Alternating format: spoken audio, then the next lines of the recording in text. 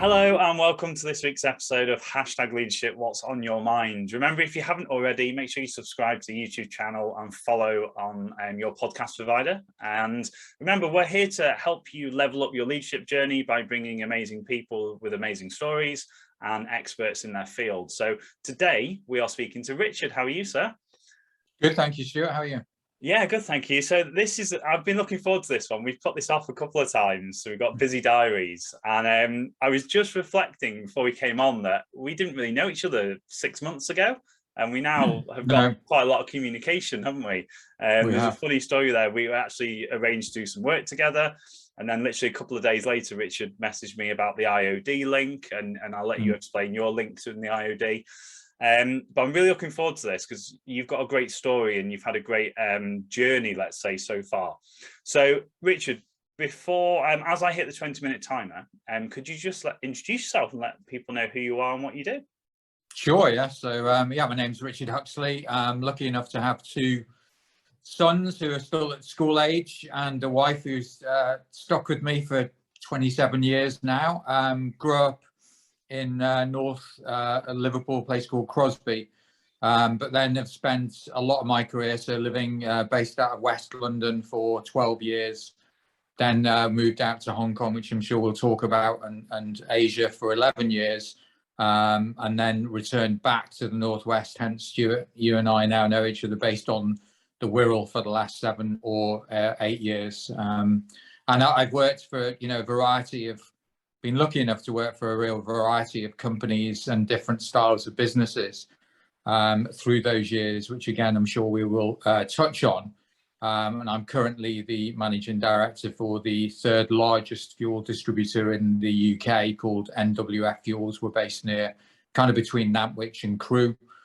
Yeah, that's what I'm currently doing. And as you mentioned, Stuart, the other link is that I also took on the chair of the Cheshire branch of the IOD, the Institute of Directors, in August, September last year as well. So obviously heavily engaged in helping that with yourself, Stuart, as well. Yeah, fantastic. So as people probably already tell, quite a lot to talk about.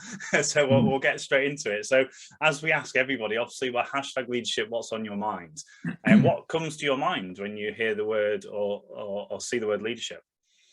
Yeah, so leadership for me has always been, and I think I do tend to come at it probably more from a business context than anything else. Obviously, different types of leadership, but and leadership for me is helping individuals and or teams really deliver more and achieve more and kind of be more than they may have been individually, if you like, if you weren't in the loop. I think that's really the role of a leader, and I think there's 2 elements of that kind of enable that to happen. I always think of one is the role of trying to provide clarity and vision that really engages, kind of for me excites, inspires, and motivates somebody.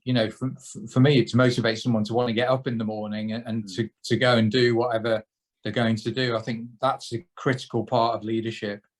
And then what really makes that happen is the other element, which is building therefore an environment of trust, an environment where there's the right structures in place, the right support mechanisms in place, the right ability for people to be able to try things and fail without it being a problem.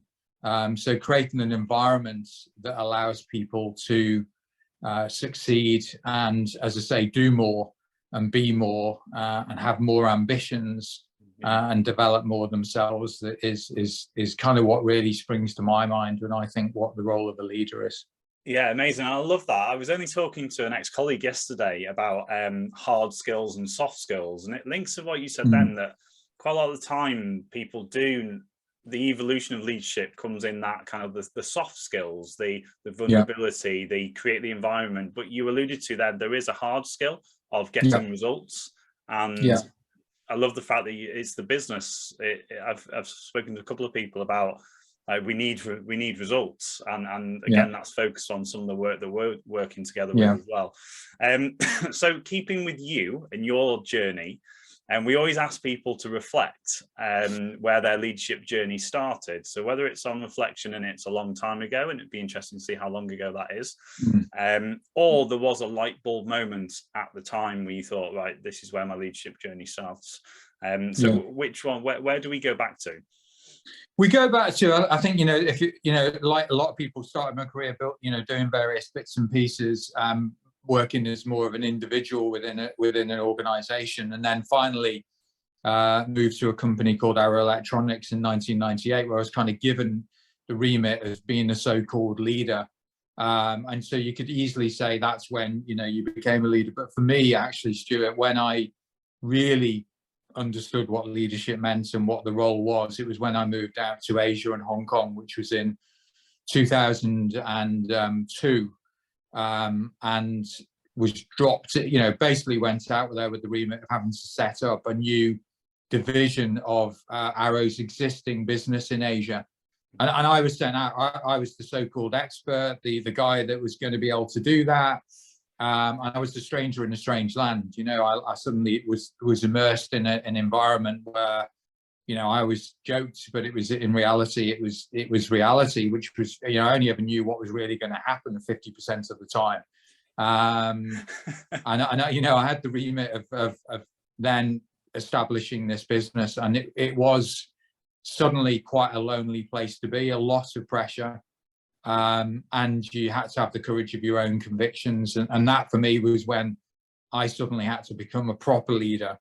And actually stand on my own 2 feet, and then work with people that, I really didn't know, never met before, and help work out as a team how we started to drive and build that journey and move it forward, all the time with a lot of people questioning, quite rightly, but questioning and being a little bit negative at times about the whole thing. So that for me, that was 2002. So it is quite a long time ago now. That's why I've got my grey hair. Just picking up on that, I can imagine there's quite a lot of people out there maybe in that situation, and my whole thing is trying to help level people's awareness up to see different options. Can you tell us a little bit about some of your wins and some of your learnings during that period? Because obviously we say about learning outside your comfort zone, and that's very much what was happening to you. So what sort of things did you do to make sure you got through that period? It's a good question. I mean, I think, you get thrown into an environment like that, and it's a super healthy environment to be thrown into for yourself, because it really challenges you and forces you to try and see things from a different perspective. Importantly for me, I suddenly was in an environment where, as I say, I didn't really understand it. All the norms that I had were slightly different in the environment I was in. So challenged a lot of the things I knew. Leadership, we always say, what's the difference between a leader and a manager? Well, the manager kind of, gets and tells people what to do and cracks on every day. The leader has to create the vision and not do the day-to-day. But a lot of people are not very good at that, are they? You see a lot of so-called leaders that are still digging in and not delegating. Put yourself in an environment where, you really can't speak the language. You can't just have that, the Americanism of the water cooler moment of finding out what's going on, chatting to the local team. I can do it now in the business I'm in, couldn't then. So you suddenly are reliant on delivering results through people that effectively are working for you in the team. So it absolutely challenged that whole ability to trust and develop people to deliver things for you without you doing it yourself, if you know what I mean. So, one of the big lessons for me was that whole thing. I mean, I've always enjoyed working with people and trying to develop them. But the key thing for me then was making sure that you built a really good team of people. And they were a good bunch of people. I don't mean just very, very smart people. I mean, people that had the right mentality, attitude. And we built a trust. And trust takes time, doesn't it? You can't accelerate that. So, but over time, built really good trust between us. And between us, we worked out what we were trying to do. My role trying to, just every now and again step above it, above the trees and see where we were trying to get to and help set that direction. And then help empower them to be able to then make that happen within their teams and within their business. So that was a big one for me, because even if I'd wanted to do the day-to-day, I couldn't do it because I just didn't have that capability to. I didn't speak the language, didn't know the local customs, cultures, etc. So that was a really good one for me, and it taught me, so how did I do it? It was about really buying into working with people and building trust and working with the teams to do that. Yeah, do you know what? I love that, because you're so right. It's one of the key elements that we do coaching with and senior leadership teams. It's about taking them away from the operational and more into the strategic. Yeah, I've spoken a couple of years ago about trying to build a bridge, because what happens is people just jump from one to the other and end up spending, and then they're stuck in the operational. And that's really interesting you mentioned that, because it's very challenging. Yeah. But then in your instance, there wasn't an option. No. You had to. So it's like forced your hand, wasn't it? So that's really interesting, because it's like it's challenging to do. And I bet a lot of people that want to take that jump actually would quite like to barrier that they actually physically can't jump into the operational side of it. So exactly. So, no, it was interesting. I mean, the other bit around it, which was interesting, of course, is that all your ways of doing things were challenged, because there was different ways, and it also forced you to accept there's different ways of doing it. So again, that we all struggle with, hang on, they're not doing it the way I think it should be done, and therefore that's a problem. Well, it really, you very quickly had to accept there are different ways of cracking the nuts. And trusting people to kind of get on and do that, and allow them to do it in a way that was probably very different to how I would have done it myself. Yeah, amazing. So fast forward to now, tell us a little bit about, because again, what you've just spoken about, obviously I know your business, I've been in and we've done some work together. I can really start to see the foundation build, and you've got an amazing team and a group culture, but that's ever moving forward, isn't it? Ever developing. Can you tell us a little bit about maybe linking what you've just spoke about into what your let's call it philosophy? It sounds really meaningful there. Of like what is the direction moving forward, and how are you using what you've learned to create that moving forwards? Yeah, I mean, I think again, all of what I've learned through the years is very similar theme, which is it's all about people, and I mean, I've worked in businesses that are, so-called distribution businesses. Obviously, at the moment, we sell fuel. We buy the fuel from other people. We don't make the fuel ourselves. So what makes the difference between us and other similar companies? Well, it's about the people.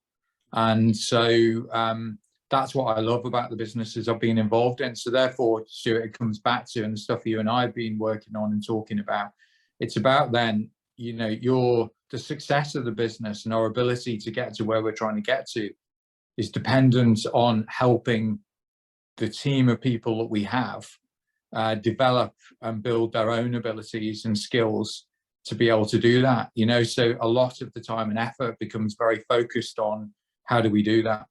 And the bit that I've become more and more keen on, if you like, as I've understood that more and more, is around the coaching elements. So how do people, for me, all leaders need to be really great coaches. And I think you've had, Gary Ridge on from WD-40. I think, what a great story he's got in terms of changing the title of from managers to coaches. And I really like that kind of philosophy, because I think it's bang on. I think as the leader, if you like, you are the coach, and to use a football analogy, you're standing on the touchline. You're not on the pitch scoring the goals. You're reliant on your team doing that. So you have to be trying to work out how to coach and facilitate your individuals and the team to be able to produce the best results they can. Not just for the business, but for themselves as well, in terms of their own development. So I think that's the other piece that comes through, and certainly as I've got older and so-called more experienced, it's more and more the investment in people and how we help the team develop and delivering results through others, rather than being worried about me, if you like. Yeah, I'm going to ask you a question now. We might link two things together. So obviously our audience are wanting to hear stories of how people are doing it. And it's funny because when you tell the story, it seems like it's easy as such, because it's the culture, it's the way you act, the way you behave. I know as well, the way that you operate is very transformational, as far as like you're living it and breathing it as well. So two things. One is like, what do you do to keep yourself moving forwards? Like practical things. Is it podcasts? Is it books? Is it courses? Is it being in the right rooms with different people that are going to make you think? But then also that will let people think about, actually, how are you creating this for your business and your people around you? So what do you, because I know I love having conversations with you. You like thinking outside the box. How do you do that yourself? Is it a conscious thing, or is it just something that you just do now because of previous experiences? No, I mean, it is a conscious thing. I mean, I've always been quite sad in terms of, I've liked reading. I'm a big non-fiction reader. I'm less fiction. I prefer watching films than reading fiction books, if you like. So I have always I've always had a bit of a fascination around, why do really successful people achieve, what they achieve, and how do you achieve high performance? So, and therefore it's kind of linked into certain areas, how do individuals manage themselves better, whether it's from their own health and well-being. So, again, through the lockdown areas, I think I've spent more time, trying to understand that, how do you keep yourself mentally fit and healthy, as well as physically fit and healthy. And the way I do that is reading, put loads of podcasts now, great resource out there, walking the dog, listen to a podcast, listen to an audio book. So pretty sad on that side of things from some people's perspective, I would say.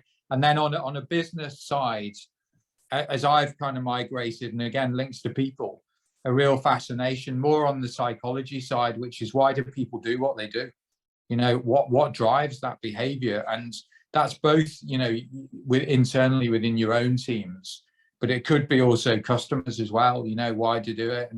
And kind of reading, there's a great book called Influence by Robert Cialdini. It's very old now, relatively. He's updated it. But, some unbelievable stuff there on why people make purchasing decisions the way they do. How, McDonald's can manipulate families to buy a lot more food in their stores by doing certain things. If you give a balloon to someone when they enter a McDonald's store, they're more, I think it's 40% more likely to buy. They're likely to buy 40% more from McDonald's than if they give them a balloon on the way out. And so there's lots of stuff that maybe you could say is not that morally great, but it's about how people manipulate, but also just about why people do what they do and how people behave. So I also find that fascinating. And again, you tend to find out, I tend to read quite a lot about that. I'm not sure I'm good at implementing in any of this stuff, by the way. Well, do you find, so this will be really interesting, do you see, or are you aware of the impact you have? So I'm going to say subconsciously, because obviously if you get a subconscious, you're not aware of it, but I'm asking you to think about it, like how you are. And I think viewers will already, or listeners already know kind of the type of person you are because of how you've already spoken. What do you think that impact has? Do you see that as an impact on the people that, obviously we're doing some stuff for the senior leadership team and the sales conference? Do you see that absorbing? So what I'm saying is that you don't have to then go and tell people, or like, this is our culture, this is what I expect, because you're living and breathing it already. Do you see that as an impact that you have on people, that they just see you as this and absorb it? I'm well aware of, and again, it doesn't matter who you are. If you're in the leadership position of anything, you have a big impact on the rest, the rest of the structure around you. So I've been aware of that for quite a long time, and sometimes quite shocked by just how small things that you don't even notice yourself doing can have a massive impact on people, and people take notice. So definitely aware of that and very conscious of it. And so, just have to, you have to live and breathe it. You have to be who you are. I mean, again, the other thing, Stuart, which is worth flagging up, is you have to be authentic, don't you? I know it's talked about a lot, but you've got to be who you are. It doesn't matter how much reading you do about other people and how things work. you know, if you're not really being yourself, you're trying to pretend to be someone else, it will be seen through by the team and not respected. So, you know, for me, it's about being fairly authentic. I have my good moments, I have my bad moments as well, where, you know, things are annoying. And, you know, again, just being very conscious that if you have one of those bad moments, being very aware that you are going to have an impact on the team, and you just need to be very careful with it. Likewise, the other way. So the other thing is, I think it's nearly trying to take some of the stuff that you can see as a good thing and find mechanisms then to reinforce it as well. So, you know, I think, you know, we've done a thing recently called the 7 behaviors that we want to run the business by. And we built that up. And in some ways, that was just trying to reinforce, hopefully, what we are already representing in the business, but just making it even more apparent, you know, and easier for people that aren't seeing you every day. You've got to remember that, you know, while you're leading a business or whatever, still most people don't see you every day and they don't hear you every day, especially when you're in a, you know, distributed organization. So it's how you can also get that message out to people and build a culture that is true to who we are and you are, but in ways that people can engage with as well in an easy way. Amazing, awesome. I'm going to the last question, because we're kind of out of time, but I'm going to squeeze this in there, because I know that we're working with you to help you with that people optimization element, and we brought Dan Purvis, gymnast, to the sales conference that last year now. Can you just sort of say from your perspective how that was a good impact on that event? Like, we're looking at high performance and driving results, but having an Olympic gymnast come in, the people might not see what impact that had, but what relevance that had. Can you, from your point of view, just share your thoughts on that? Yeah, no, absolutely. I mean, I think, again, you know, it's we were talking about high performance and driving high performance and what that takes. And then I think Dan, who, you know, such a lovely guy, showed up so modest, and started talking about what he'd done and what had driven his high performance and the focus and the effort. And then, you know, it made me laugh, actually, because if you remember, you know, very modest guy, you know, fairly low key, talked about what he'd done. And then he played the video from the BBC about his mat performance in the Olympics in 2012. And you kind of went from, okay, that is unbelievable. And how could he, you know, that is an unbelievable achievement that he's just done. And it nearly brought it all home in a really good way. But for me, the synergy was, because we were talking about whoever you are, what you need to do, the focus and the real attention to the detail of what had we been talking about. And then you could see it applied in a very different way, but also in the same way that we've been talking about. So it was really, really valuable and really had a powerful impact on everybody. And I'm just laughing because he got up at the end and gave away the plastic cups for the quiz at the end. He did. He did. No, he's a really great guy. Of his performance. Yeah. So good. Richard, that's us done for times. Thank you so much for sharing your story. So guys, ladies and gents, if you enjoyed that, make sure you let us know your takeaways. And make sure you pass it forward. Love hearing your thoughts on each and every one of our guests.